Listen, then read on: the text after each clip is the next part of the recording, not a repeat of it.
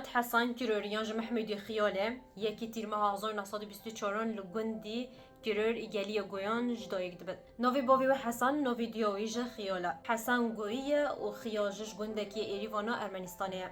هیچ دنگ بجی ما محمد حسن کیروری زورگ وی دنو برا قشوری کیروریان دا شاردارت کهوتن دوی شهری دا حسن تکشتن دیوی خیاج مل محمد یا قدرت زوجه او بخال گاز نتروینه زورکوتیا محمد حسن کیروری جل جولا میرگه آنگو گندی گازنه داوز بتن جبهنده جرات بیجن محمدی خیوله سالد برد و محمد حسن کیروری زوجتن نوی خانم اویج خوتینه سیکا جدو کرین وان چید بن ریویتیا محمد حسن کیروری یا دنگبجی کوسو دست پید کتن. سال 1958 دنگبجی ما لسر ملک فیصل قرال عراق استرونک چید کتن.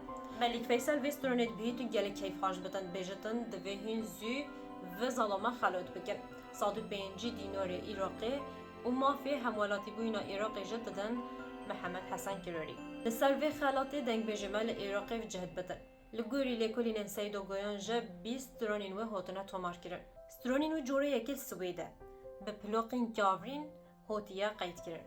سال 1961 روژین راج بو سترون بجیما دنگ بجیما دست بید کتن. لگورید بجن چولو هوایو ایراقلی نهاتیا کوره بیا و دنگ خواه جوان دا کریا.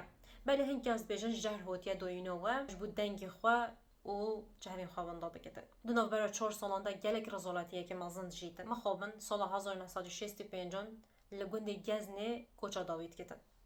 نها گورا وی لگوند گزنه و دما جانی خوش دست دجی 5 زاروکین وی کوی هری مزن 10 سال و یه هری بچوک 5 سالی لپش خواده هیله.